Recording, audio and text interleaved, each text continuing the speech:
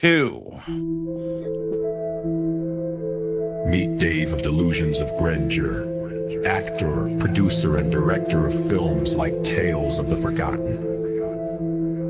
He has come to assemble a team of freaks, geeks, and even worse, film nerds, to discuss films ranging from mainstream to downright crazy. There is Tammy car enthusiast and Dave's fiance, Dustin reptile expert and overall horror collector, Jake environmentalist and fine art film critic, and finally Brandon, a therapist with a love of film that can only be seen as insanity. Together under Dave's leadership, they are inside movies galore. Enjoy the show.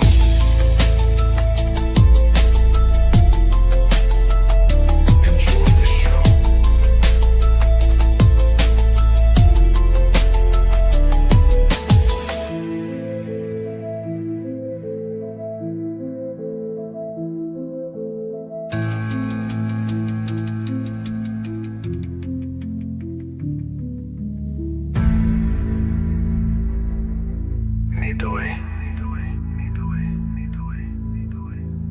To heal.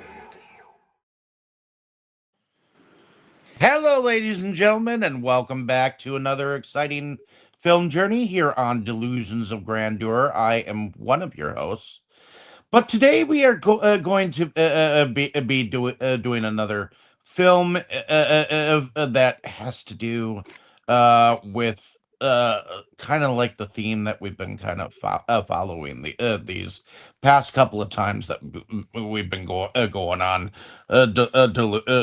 delusions.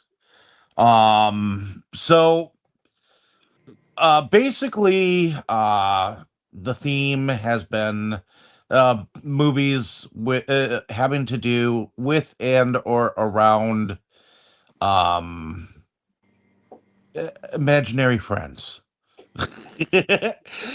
And these are the kinds of friends that often seem to be either helpful or sometimes they get us in trouble.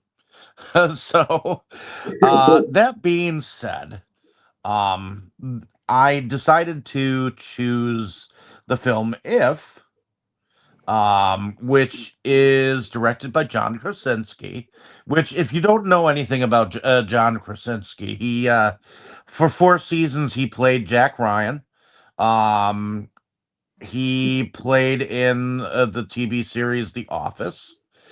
And so on and so forth. But he also played the father in this movie, which he's kind of a side character. But let's see what IMDb says about the film. And then we'll go into first impressions here.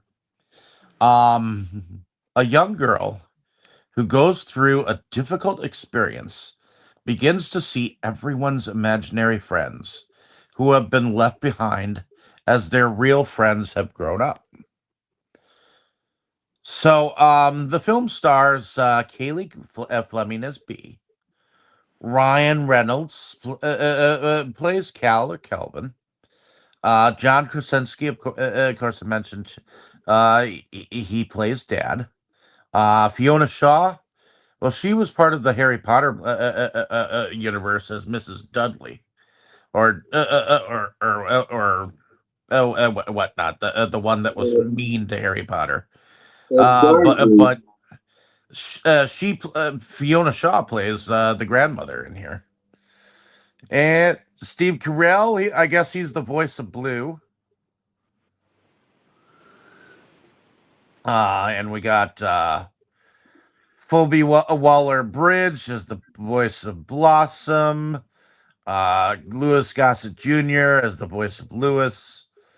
Alan Kim as Benjamin, and so on and so forth. I mean, we've got an interesting cast here. So, now that I've mentioned some of the cast, now we'll go into first impressions. So, Boris, was this a first time watch for you? Yes, yes, it was, and I found the movie fairly interesting. Okay, I don't know why. For some reason, when I saw the description on IMDb and all that, I thought it would be okay. Maybe not. How do I say? Uh, uh, I did expect it would be kind of child friendly, but not quite as childish as it was. I still thought it would have more real suspense and stuff, or at least some darker comedy. But it was still fun. Had some pretty cute and funny moments. So yeah, for the most part, I enjoyed it. Okay. Is that pretty much it then for your first impressions?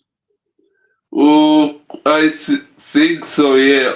Okay. One thing I'd like to say, but okay, we will get more into that later. There were some things about the plot that kind of confused me, and I felt they weren't really resolved at the end. But we will get to that. Okay. Uh, how about you, Tammy? Was this a first time watch for you? Yeah. No, we watched it once before. It's just been a while. I mean, I think we watched it like around the time that it came out because I kept seeing the ads and I told you that looks neat. Well, I think you also had seen not Brian Cramp but Gino speak to the little girl who played in here as well. No, Well, that was the other one. okay, that was the other one. Yeah, Okay. that was the scary one that Well, what I did. you'd at least seen the trailers for this, and you said it looked neat. Yeah, this one and the one that I did last week, I believe, was they both came out around the same time. Yep, and it turns out that this one is actually streaming on Netflix too, so we could have watched it there. But yeah, the one that I did last week is the one that uh, Gino interviewed the little girl. Ah, But no, I just thought it looked cute, and it's not until you actually watch the movie that you know what if means, you know. yeah. What is an if? As in what if? Kinds of things, but we'll get into that. Right. Um, I thought it was cute, It was a little bit different. Um, we've been doing a few of these, so it's like everybody's got their own take on what the imaginary friend is, or what it looks like, what it does, what it can do, things like that. And So honestly, there was a mention, or at least someone was watching one of the movies that we'd actually discussed not too recently in this movie. twice they showed it. Twice. Oh yes. What movie was that? I know. Go ahead. Well, you noticed it was Harvey. Of course. I didn't So, notice. I didn't notice the first time they. Maybe I just wasn't looking at it up. But the second time they showed the TV, then I knew it was. But anyways, yeah, I really like this. I thought um all the little friends were very imaginative. They instead of they all look different. They're all it was whoever came up with this one had a great imagination about all the different friends, and I thought that's why I thought it was a lot of fun, you know. So I mean, they don't all look like Drop Dead Fred or Well, no. So, so. Though with Ryan Reynolds here, since he's kind of known to be kind of a comedic prankster of a sort with his crass humor sometimes. You don't you kind of expected him to be a little bit sarcastic or offhanded with some of his commentary, but he definitely pulled out a friendly movie for us instead of the X-rated Deadpool character that we're used to, you know. Or I remember him in Van Wilder, you know. So in fact, we're going to be covering a movie Monday that he was in that was even earlier than Van Wilder, a movie called Waiting. So those of you who don't or don't know the movie, come and join us Monday night as we will be discussing on Inside Movies Galore the movie Waiting. So, but anyways, uh, that being as said, what did well, actually, was that pretty much it for you, Tammy? For now. Okay. Um, and I'd seen the trailers for this. Ended up picking up a copy of the movie like the weekend before. But ended up being just the 4K, which made it a problem for us because Tammy doesn't have a 4K. I do with my PS5, but she doesn't want a 4K nor has one. So um I had to find other means to actually watch the movie for us, but that's okay. I've got various means. So we ended up watching it again, and I enjoyed this movie. I like it because the kids in there,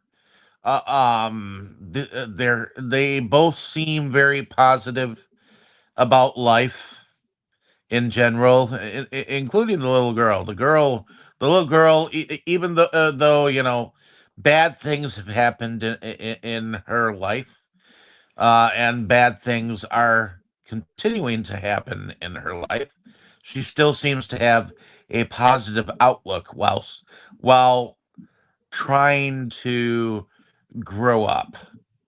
You know, and it has some interesting ways of how to deal with that. You know, that the moment in between the fact that uh she wants to be considered more than a kid, but also she's still at that age where she still can be a kid and enjoy herself, you know. yeah, And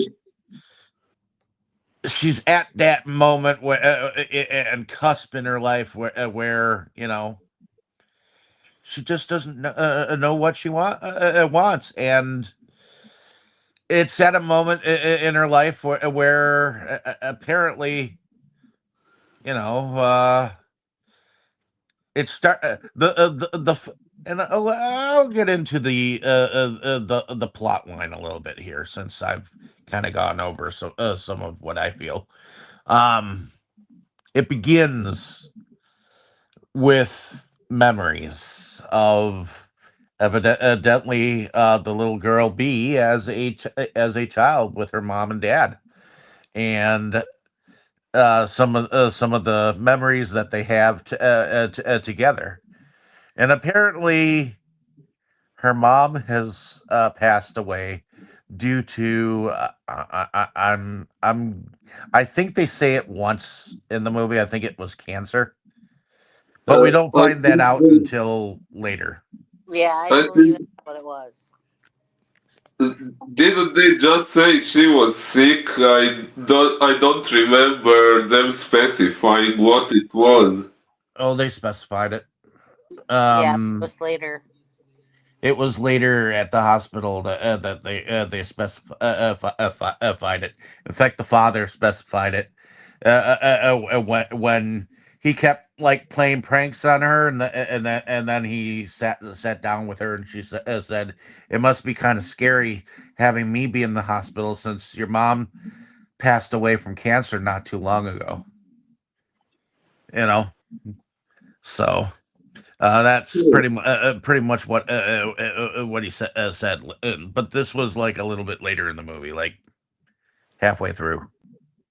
So, um, that being said, the movie begins with some memories, and then we evidently get this little girl and her father have moved into an apartment building.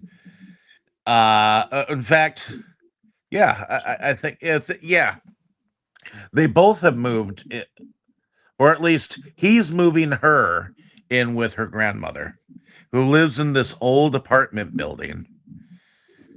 Or maybe the grandmother has moved in with with them. It's one of the two. I think. No, they're she came to live with the grandmother. Okay, Yeah, so that's she what came I've to been saying. then.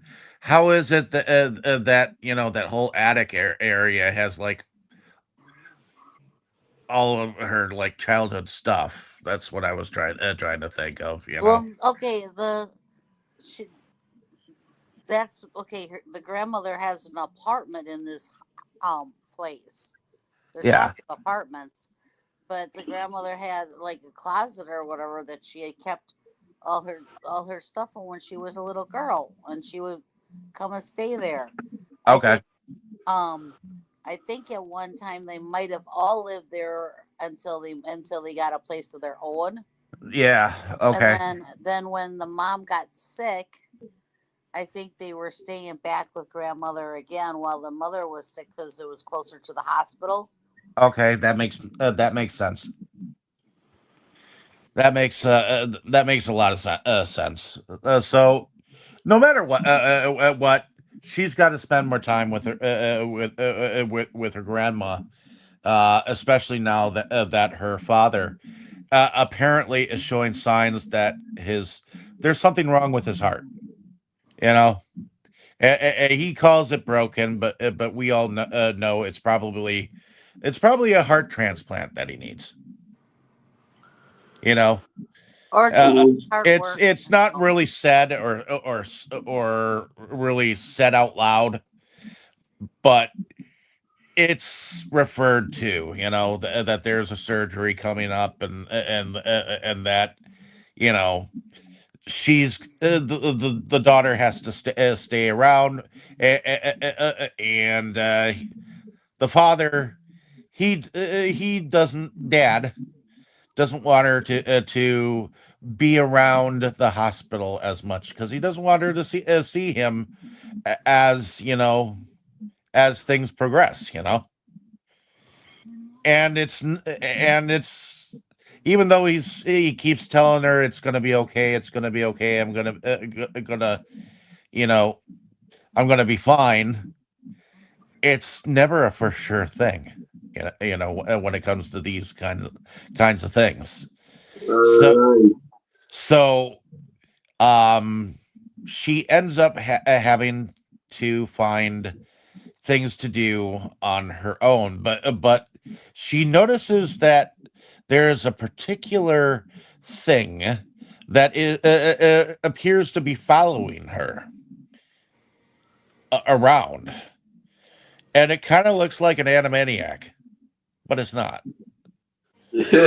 you know, I don't know if you know Yeah. the animaniacs, but this Maybe. it was a cartoon tune on Nickelodeon. The uh I mean, there were several that came out. I believe it was Animaniacs, Pinky and the Brain, and Tiny Toon Adventures. Uh, Yeah, it's, those kind of all like consecutively played like either right before or after each other. Um, but for some reason, that's what this particular if, and that's what we learn that they are called because she follows it up to the third like the top floor of the apartment building, and she hears a conversation go on in there about apparently her being followed, and she thought that this was like the kid of whoever was in there, and she was like, I saw your kid, and she wanted to make sure that he did that she was alone, and she wouldn't mind having another friend, you know. But Kelvin at the time, we didn't know it was Kelvin, but Kelvin kept saying, "Go away, go away." So I think Little B did, but it was but the next night that she waited and followed both Kelvin and who we would find out to be let me look again, who we would find out to be Blossom. uh Blossom and Kelvin end up going over to a house around the corner, and she follows, and it turns out that there is a huge uh thing. I don't not even sure what to call it, Well, but his name is Blue, his name is Blue. even though he's purple. Yep. And apparently uh Blue is an imaginary friend that was attempting to try to match himself with a totally different a person, because they thought that since their original person that they were with had forgotten about them, that they had to pair themselves with totally new people, you know, in order to survive, in order to not blink away or disappear, which evidently is an imaginary friend's death or doom. So evidently he'd scared the bejesus out of the out of the current kid, and didn't quite get the gist that he had. And Calvin had climbed up and was trying to convince him to come out with him, because it makes no sense to continue further when the kid is scared of him. But he is so bungling and uh Big. big, and he apparently is allergic because he sneezed a lot. uh he was making so much noise that they almost didn't get away from the room, but they did. And uh I guess Little B and this particular imaginary friend kind of hit it off as friends. But there is also another kid that apparently she befriends in the hospital that is with that her father is in. So she makes friends with this very positive kid who seems to break a lot of things on his body. Wait, I'm Um, sorry. He seems to what? break a lot of things on his body. Oh, what do you mean by that? He He gets breaks a lot.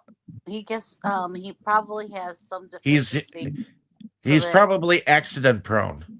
well he probably has a deficiency where his bones break very easily. Ah, That's why he's in, he's got a cast on his arm, he's got a cast on his leg, and things. So it seems like because he even says I seem to always break things. He says something to that effect. The kid does. Hmm. So I mean, he's so cute. He has such a positive attitude. You realize that it's got to be something medical as to why you don't. Not that his parents are causing it. It's something medical as to how come he keeps having to be there. Yep. uh, yeah, yeah, now that you say it, for a moment I did think that maybe his parents were doing something to him. No, he's just constantly falling and breaking things of his, and that's why he keeps ending up in the hospital. So Also, he's laid up in a bed in the children's section of the Right. hospital. If he just broke things, they would patch him up and send his butt home. He's Yep, in the hospital probably because they're trying to figure out why he keeps having this happen. yep. So But somebody has played stowaway with B and followed her to the hospital, and this just so happens to be gigantic, awkward Blue.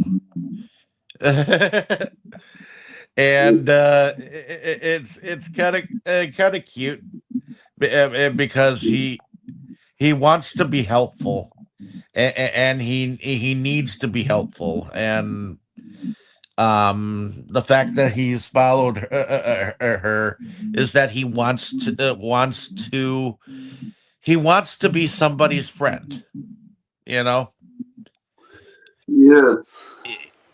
Even if it hurts him in the end to be someone's a friend, and she chides him about following her, and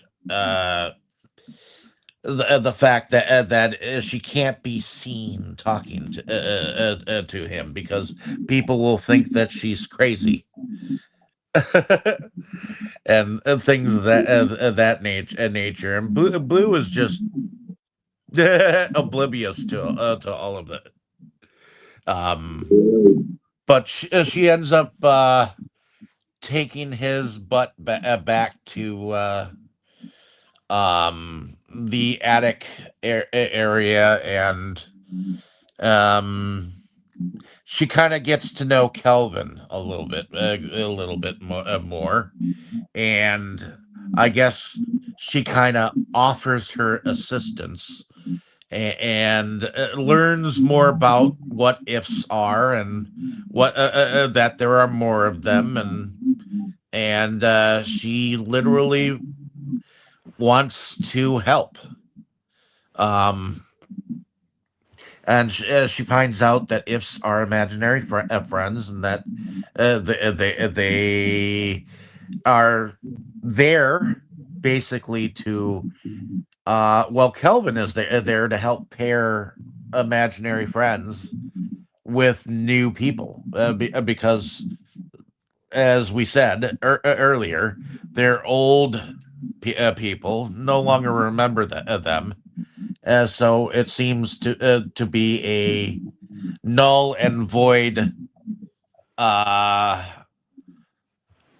opportunity to not no longer follow. So, they think that finding new people will help bond these forgotten about imaginary friends, and it just so happens that apparently there is a somewhat of a I would say call it a nursing home for imaginary friends.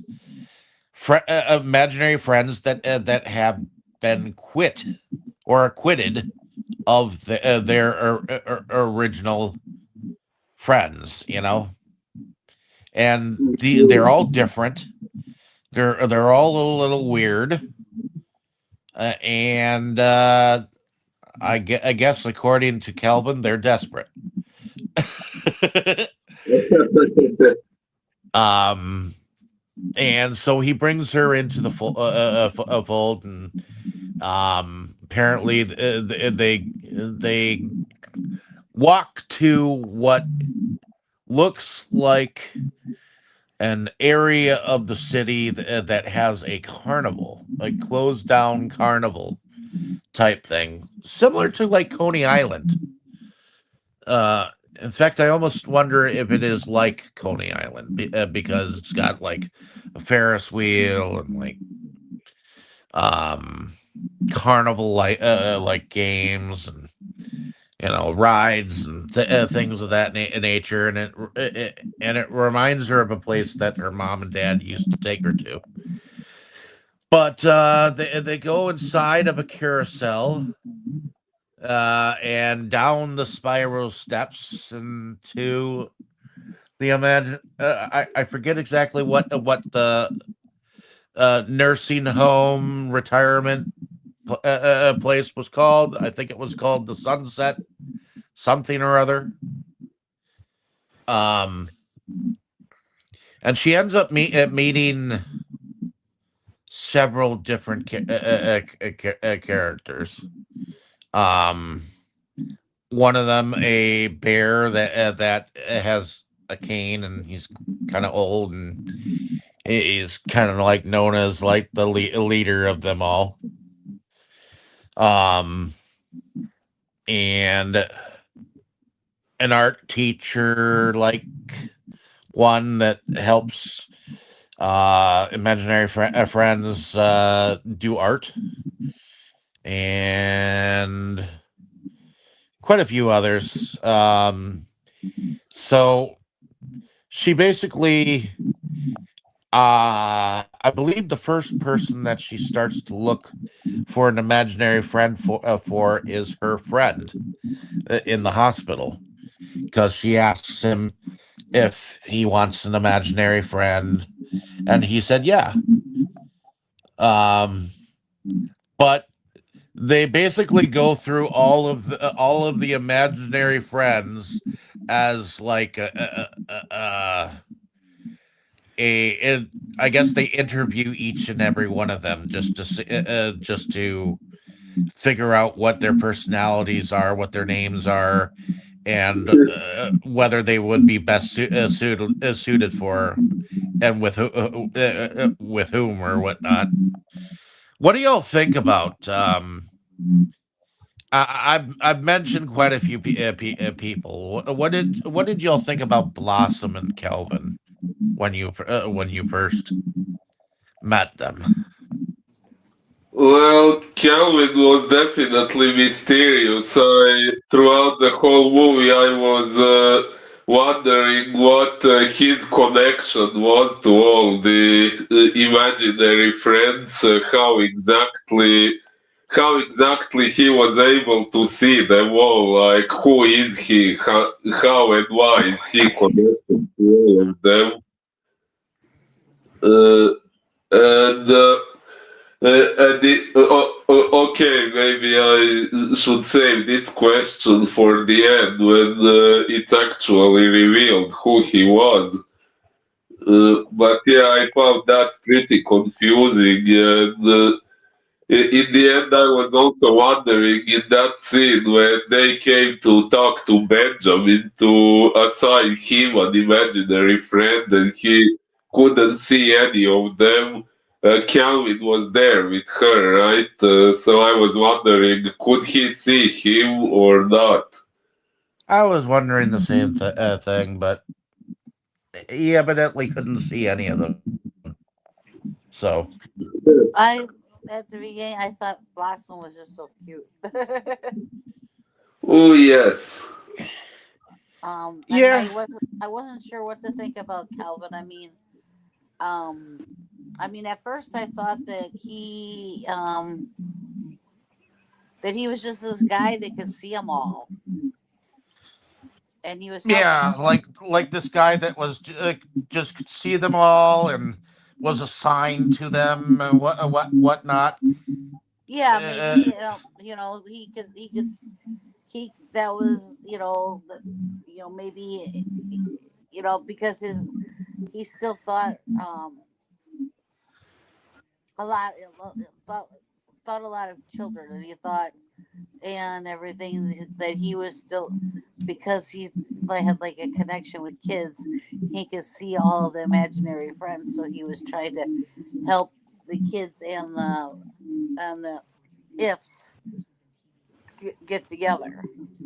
That's what I thought it was. I thought that's who he was. Because he's when she first meets him, there's all those pictures on his workbench, yeah, and Blue had said don't touch anything, but she got scared because of Blue and messed everything up. yeah, But he had all these pictures, which made me think he was trying to match them, match them up, you know. Yes. yep. But they ultimately pair up with each other during this whole um, trying to find friends for these imaginary friends, and she gets kind of discouraged with Ben because she didn't find the right one at first, um, and then it Right. was quite by accident that she started to question her grandmother about her childhood and what she wanted to be when she grew up, you know. And the fact Yeah. that she mentioned that she wanted to be a dancer is kind of what got her into thinking that maybe maybe there's something to uh actually remembering your imaginary friend even as an adult, you know. Yes. But that fact wasn't proven until she actually took Blossom and had her follow her, and even though Blossom told her, "Hey, I've done this, I've been around her," she hasn't remembered me. She hasn't said boo to me. It's been years since she's even tried, and it was thanks to her putting on the music that she had once danced to, and just leaving it play, is that her grandmother could tap into her dream, you know, which kind of like brought the glow out of Blossom, which I thought that was kind of cool, you know. So once they figured that out, that's when she decided to have Blue go back to his original dude that he was an imaginary friend too, and figure out whether he could like kind of do something similar, you know. And it wasn't until he like had sneezed and said that he was hungry that she thought, oh, well, maybe this dude is actually just as hungry as he is. You know, so and I guess the dude that he was originally with, it was preparing to uh give a job demonstration to a group of Ah, people, and he was very, very. getting really nervous. In fact, he was acting like kind of a geek or a dork or whatever the fuck he is, and getting all queasy and whatnot. And it's thanks to his imaginary friend that kind of like stuck with him, that he was kind of there to give him that liquid courage, you know. Yes. So I think once she realized that, the potential of being able to reconnect with their original friends is what kind of like got everything going. Um, and of course, what do y'all think about the relationship that she has with her father? I think it's very cute. I I think think it is it's too. I think it's strong, but very cute. I think Uh, I think so too. Indeed. Although throughout a major part of the movie we don't really get much insight into it, only a little bit at the beginning, and then near the end when the father is apparently at risk of dying. Well, But yeah. yeah, in the meantime, we actually hear practically nothing about what her life with him is like, how she feels about him, how their communication is, or anything. Well, right now, a lot of their communication is when she comes and visits him at the hospital. So when he dances with the oxygen bag, and gives her a performance, and then leaves a note on the bed with a rope going out the window saying, "I tried to escape." You know, things of that nature. He's got a playful nature about him, that I think gives credence to the fact that he's probably a great dad. You know, he's probably a good father, because in order to have that much comedy, you know, in store for and to be able to have such a positive, you know, way about him, in the face of going up against a very difficult surgery. I think he's got a very interesting attitude, you know, and it Well, kind of shows whenever you see him and her together. right.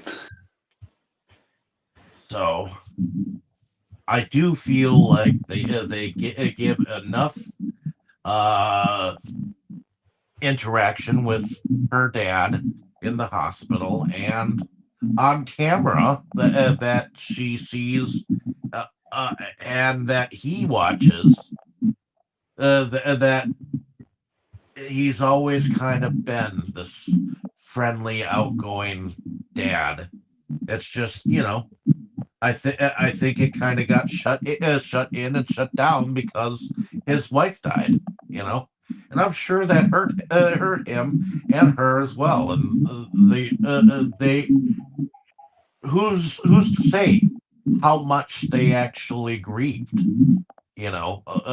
about her, but I feel like they were that happy of a family that maybe they didn't need to grieve.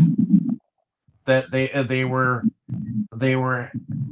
happy up until the end, and maybe it wasn't so much of a unhappy venture, you know.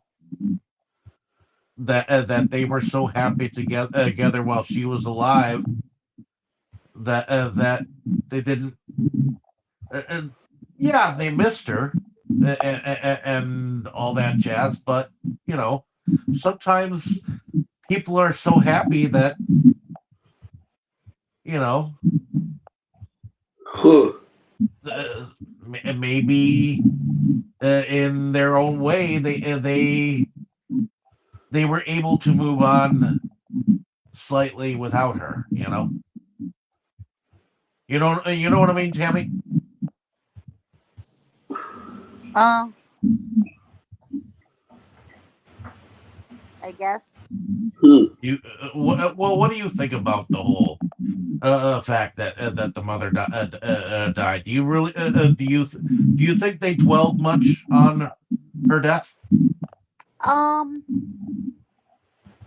yes and no. I mean, I think at first it was really hard on both of them, because it seems like you know, we get to see um things from the when it goes back, and we get to see that it looked like they were all really close. And then when she finds that video camera and she was watching something on it, and then she found those pictures and stuff her grandmother kept. Um, it seems like they were all really close, and it seemed, from those video things that we saw or whatever, that her mom was actually both of her parents really encouraged her imagination, and it seemed like they liked to play together as a family, like to do things, and so I'm sure it was it, it was a sore spot for a while, and I think that's part of the reason that the father is so playful and goofy and everything, is he's trying to keep up what she was used to. She was used to them playing along with her and everything. So I think that's why he keeps it up. Hmm. So Okay. So she finds out he she finds out that she's got a job ahead of her. For certain. Pairing these uh and I think she finds out that it's better to actually pair them with their original friend that they started out with. um and of course it gets down to uh they even find a imaginary friend for Ben eventually, you know. But one thing that she does learn is to have an imagination, and that's one thing that helped her out with turning everything inside out by using her imagination. Um, well, I love it when Calvin took her to the place, and then she was this um she was basically chasing him with her imagination. right, and she was changing all the rooms and everything, and it was what's the bear's name again? The bear's name? Yeah. Oh, I liked the bear. He was like the wise. He was the one In that a she went. sense, he kind of reminded me of like her grandfather. Right, he was the wise one out of all of them. They kind of. That's why Calvin went to him. Well, that was I believe he was Lewis. Okay. and that Yeah. was he was voiced by Louis Gossett Jr. Oh, but that's not what his name was. But No, his name was Louis. okay, Are and we talking about the rabbit? I just think that was one of my favorite parts is when she, he's like, well, use your, he told her to use use your imagination, any anything, it can be anything you want, and she Another started. thing that Lewis seemed to teach her is to take a moment, close your eyes, and it'll all come back to you. Because nothing ever leaves you.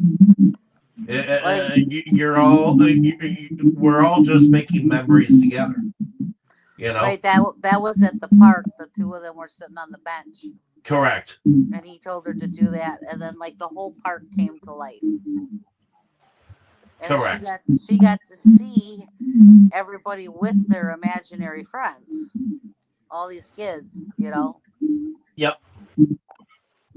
Yes. But she was also able to use that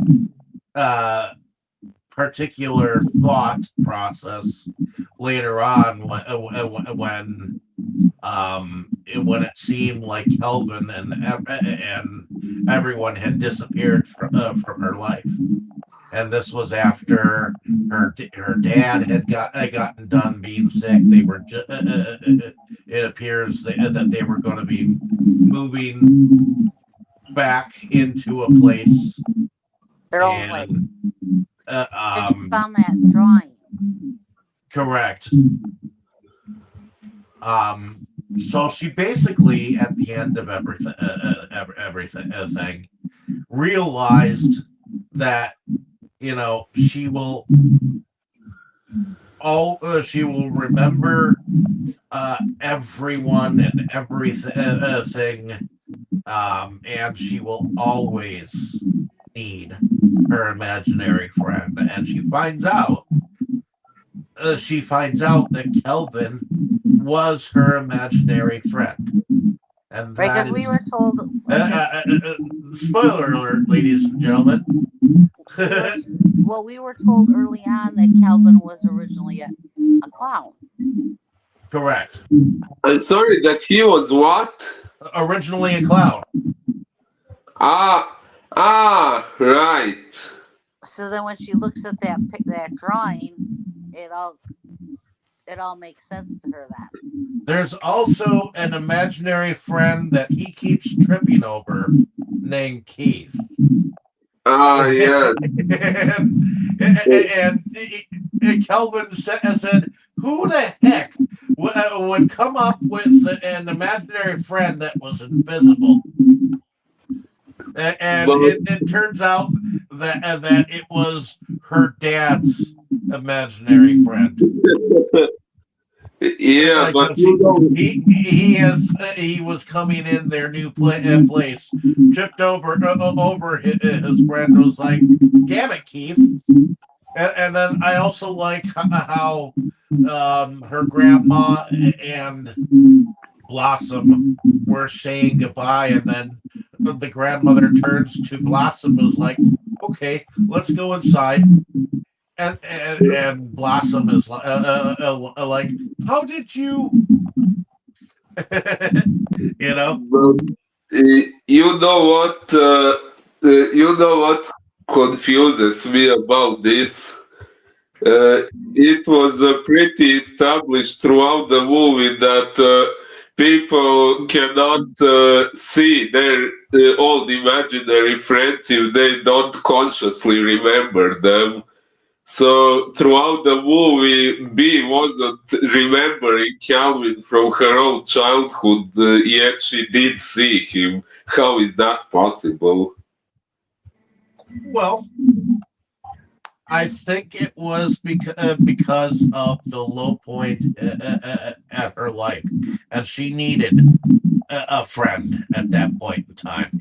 Whether or not she realized that it was the friend that she had always known since she was a kid, that's a totally different story. But she does realize it in the end, you know. she does realize it in the end. It's almost too late, but she does realize it, and the fact that she's able to see them again all points to the fact that she's learned a lot from these imaginary friends in order to stop and remember, the memories, you know, Uh, because the memories of these friends or the friends was with her, so she remembered what they looked like and everything, and they came back to her. yeah, but I mean, everyone else could see their imaginary friends only after they remembered them. But she was able to see Calvin even before she remembered him. That's what confuses me. Well, I do think that she was. Uh, I do believe that she was told that she was the chosen one, or the by Blue, I believe. A Who? lot of them believe that she was the next in line to be able to see imaginary friends. Ha! And she was able to see everybody else's imaginary friends too. Remember? True. So Yeah, I to think she was. me, I think. I think she was chosen to not only help herself but to help all of them. correct. And once she had helped all of them, then it's like she had done her duty. So then she didn't no longer needed to see them per se. But she realized before the end that she will always need to see her friend, and all even when she grows up, because she's not done being a kid. She realized. I mean, at first she told Kelvin that she wasn't a kid. Then she told him that she was a kid in order to do the job. And then in the end, she was like, you know what? Even when I grow up, I'll still need you. But I think at the moment she realized that she wasn't done being a kid. You know what I mean? Yes. Her life wasn't done yet. Yes. At the end of the day. So at the end of everything, what did y'all think about the production overall? I thought it was great. I mean, all the different imaginary friends I thought were cool. I mean, there were so many differences, you know. It was, and you know, when she was starting to help them find their new, you know, person, and she was writing in the book what they were and what they were there for, you know, for, you know, what, you know, for their originally what they were there for their original child, you know, what their use was, you know. I thought that was cool, you know. But yeah, I thought it was cool. I mean, especially, you know, when she went to the old carnival and they went down, you know, below it, and that whole that whole land or whatever that was under there, you know, supposedly, you know, with all the ifs, you know. So I thought it was really neat. I think there was a great imagination on the part of the people that made this movie. Okay. And what do you think, Boris? What do you think about the production overall? I pretty much agree with Tammy. I think it's really good. I'm especially impressed with the wide variety of imaginary friends, like not only the CGI and the way they made them appear on screen, but the very ideas of each of them. Like there was one that was technically a glass of water with an ice cube inside, or one made of bubbles, or a giant gummy bear, or A tiny tiny unicorn ball. What? or a unicorn? Yes, a unicorn too. Like the investigator. Oh, yeah, Oh cloak yeah, and dagger, yeah. cloak and dagger. Yeah, yeah. Why was he repeating that phrase all the time? Uh, just to be comedic. I Uh, uh, yeah. So I really think it was very well done, and also I think a lot of imagination went into the very concept of it all. This variety of characters. I think it's really amazing. okay. Um, and I thought that the production overall was pretty darn good. I mean, a lot of the imaginary friends were, yes, yes, a lot of them were CGI'd, but I feel like the CGI was plausible. You know, it wasn't it wasn't like it was um all hodgepodgey or malformed or deformed or anything like that. Where they just took a bunch of Play-Doh and just made them all up into like these lumpy characters or whatnot. They actually looked like they were each different characters, and each of them could have been for a different person. So I thought Right. that was cool. You know, so um, I mean, computer technology has come a long way. Um, so that being said, Well, on that note, though, to me, it didn't look so computerized. To me, they looked like if you were watching a cartoon or something. They didn't look like totally. To me, they didn't look like totally computered. okay, I so I you think that they it was plausible that they were in fact imaginary friends, or what we would call ifs. well, I mean, Well, they just did.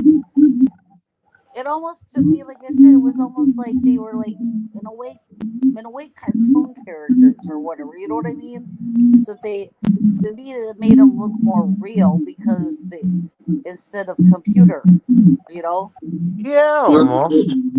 the movie is from 2024, so And I was right. theoretically, I was right. it, The filming locations were around Coney Island. oh, cool.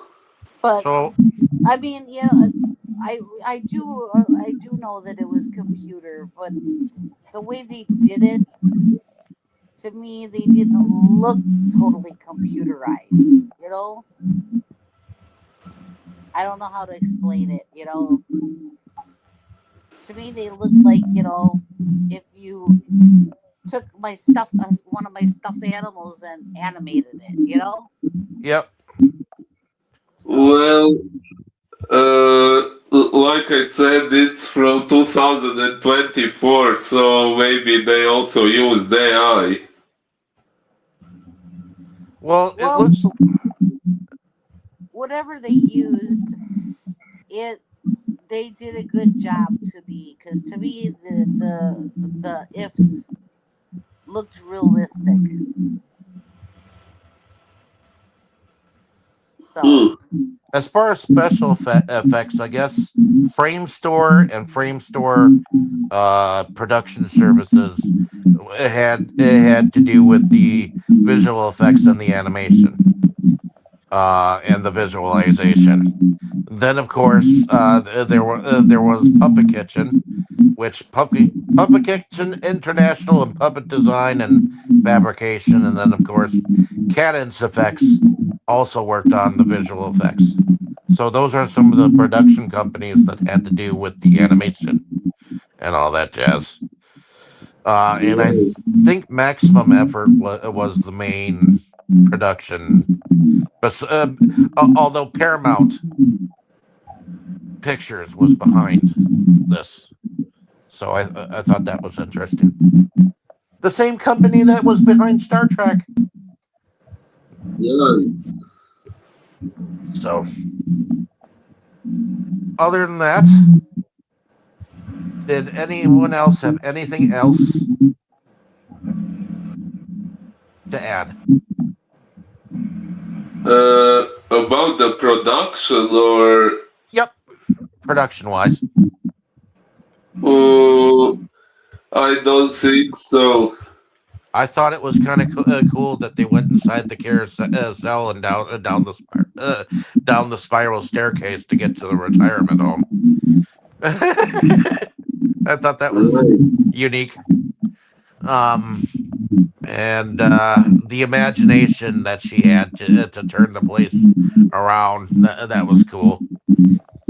And I think the reveal of who Kelvin really was, that falls to being part of good production and whatnot. So I think the detail to each of the imaginary friends was something that was detrimental to the production area as well. So, but in any case, um, let's go into music.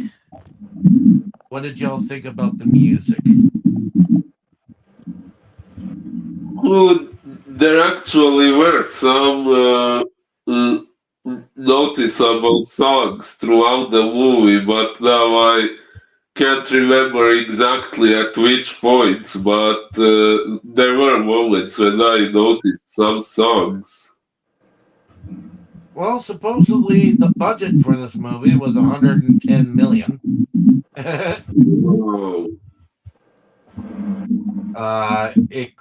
It grossed 111,375,918 so far in the U.S. and Canada alone. Let's see. Looking at the soundtrack. Oh, of course, you got the score from Harvey that showed up. You got "Better Be Good to Me," which was performed by Tina Turner. You got the traditional "Twinkle Twinkle Little Star." You had "Deed I Do" by Blossom Dreary. You had "Love" performed by Love, performed by Nat King Cole. "Dream a Little Dream of Me" performed by Ella Fitzgerald and Louis Armstrong. You had Adagio of Spartacus and Fergia, which was from the Ballet Suite Number 2, which was what grandmother danced to,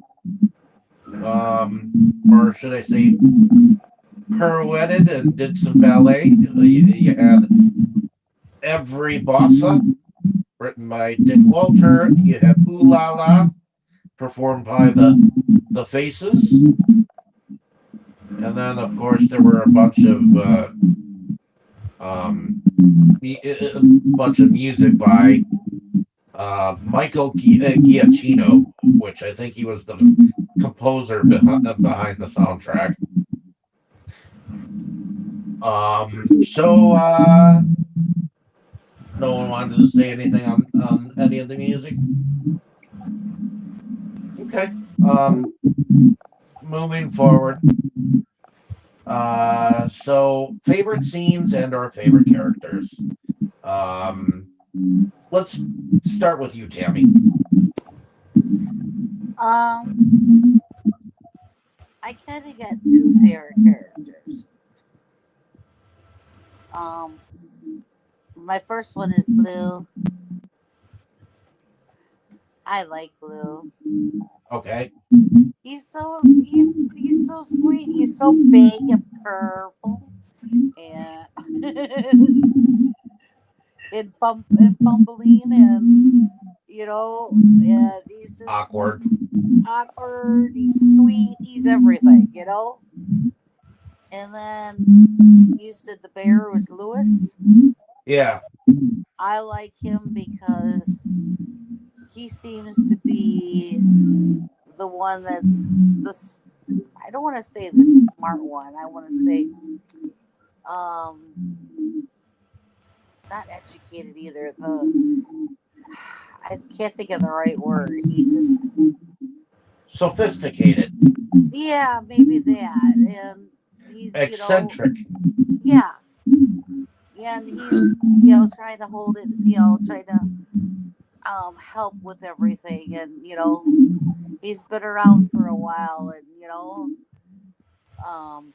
It's not his first rodeo. right. So I like them both, but for different reasons. My favorite scene, well, I already said it earlier, when they're underneath the park there, and when she gets to when Lewis tells her, well, it can be whatever you want, and she changes everything. Poor Calvin gets the brunt of her changing everything. But it's a really, I think it's a really neat sequence, how everything goes and everything. I think it's a lot of fun, and um I like that, and I like the first, actually, like the first time she talks to Blue, when she wakes up and he's trying to talk to her, and she's all freaking out. He's like, so, Yes. but oh, and one other thing, I loved it when her dad did the dance with his intravenous thing. Okay. What about you, Boris? Favorite scene or scenes and or favorite character or characters? Let's see. Favorite character. Well, I did like B. I also liked Calvin. And of the imaginary friends, Blue was cool and funny, but I don't know, I somehow had a special soft spot for the mouse because he was kind of the cutest, to me at least. And favorite scene? Ooh, ooh,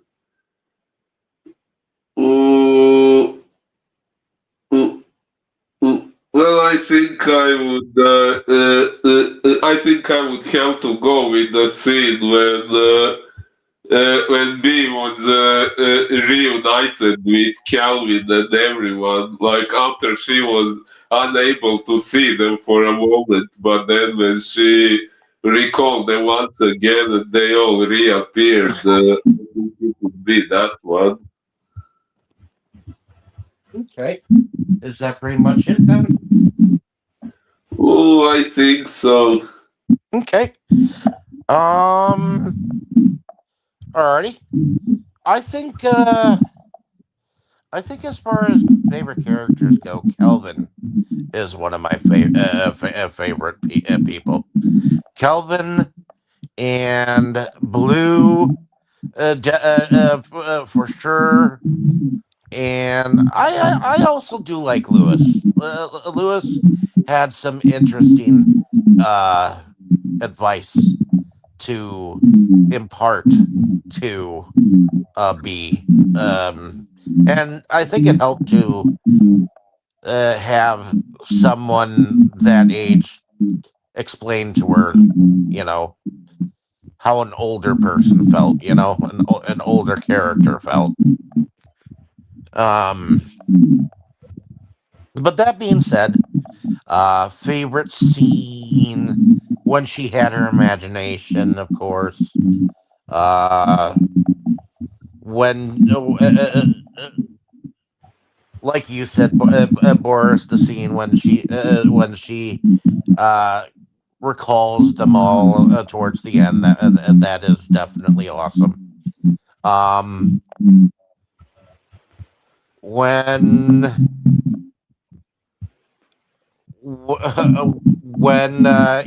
when Blue initially sneezes in the house, for some reason that's a funny part for me. Uh Yes. and little small things of that. Oh, whenever Kelvin trips over Keith, that's funny to me. But in any case, um, I think that's pretty much it, though. Um, I enjoy the movie for what it is. It's got a positive message, and it's got a fun vibe.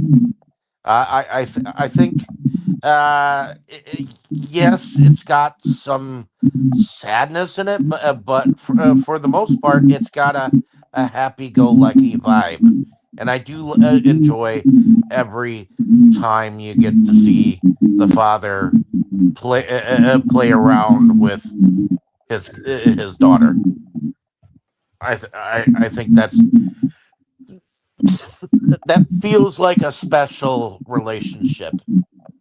And I think one of my favorite moments is when she actually comes and tells him her story of the little girl, and then he's like back to her, or that was a very good story, Well, Yes.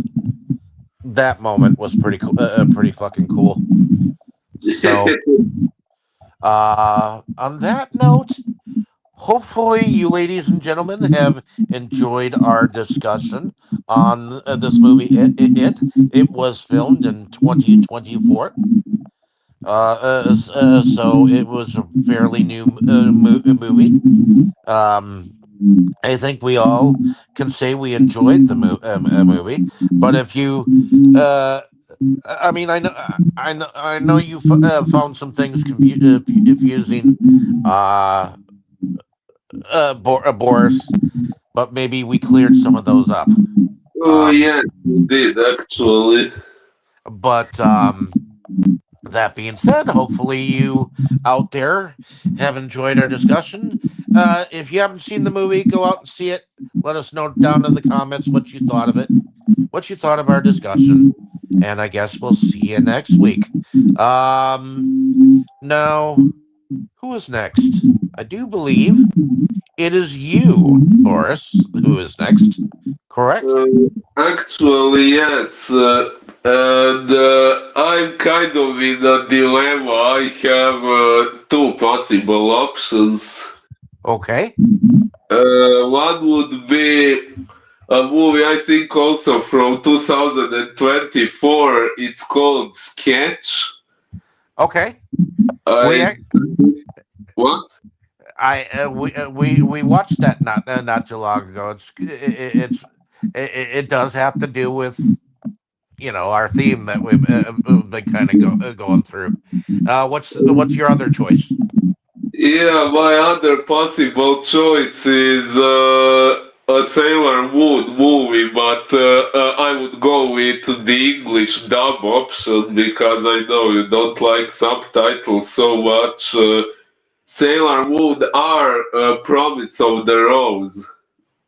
I'd Uh, have to see if I either have it or whatnot, because if not, you'll have to provide a copy for us. So okay, so okay, I'm still thinking which one of those two we should do, but yeah, we. I will think about it, or maybe you and Tammy can say which one you prefer. I kind of want to go with sketch, but I don't want to. I don't want to choose for you if you don't want. I mean, you would if you didn't want to discuss it, you wouldn't have put it forward. So it kind of goes with what we're going with, and then uh, Tammy, what do you think? Do you think we should cover sketch or a Sailor Moon movie? Tammy, We can't hear you if you're talking. Oh, sorry about that. I'm up for either one of them. I mean, I know what sketches, but I don't know anything of the other one. So, Sailor Moon is a Japanese animation, oh, and yes, it has. but And to be fair and honest, if I were going to do a Sailor Moon movie, I would probably want to do the first movie that they came out with after or during the show, and I think Sailor Moon R is one after. You know. actually, Sailor Moon R is the second season of the show, but the first season didn't have a movie. Uh, only, I think the So Sailor Moon R movie is the first one. okay, then that I don't mind doing anything that is a Japanese animation movie. You know that myself, and I might actually have one of it with my because I have a believe it or not, I have much of the Sailor Moon stuff. In fact, someone actually put together a bootleg printed copied version, and I know it's not store bought, but someone made the effort of making printed like almost like store bought and made them professional. And I found them online and whatnot. It's unique, so I'll have to see if I can find my copies of the Sailor Moon stuff to see if I have it. But Well, which one do you want to do more? Do you want to do the Sailor Moon one more, or do you want to do sketch? I can do either. well, in a way, I would like to do sketch because I saw a trailer for it a while ago and it looked interesting, and it kind of goes along with the theme we've been doing. So for that reason, I would want to do that one. Okay. On the other well, you one, know how I feel about Japanese anime, so well. Okay, Tammy, how would you feel if we chose the English dub of Sailor Moon? Would it still be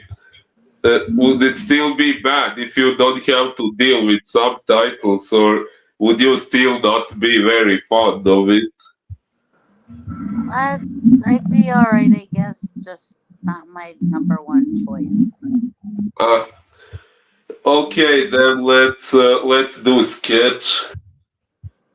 I'm down for it. So, ladies and gentlemen, next week we'll do sketch.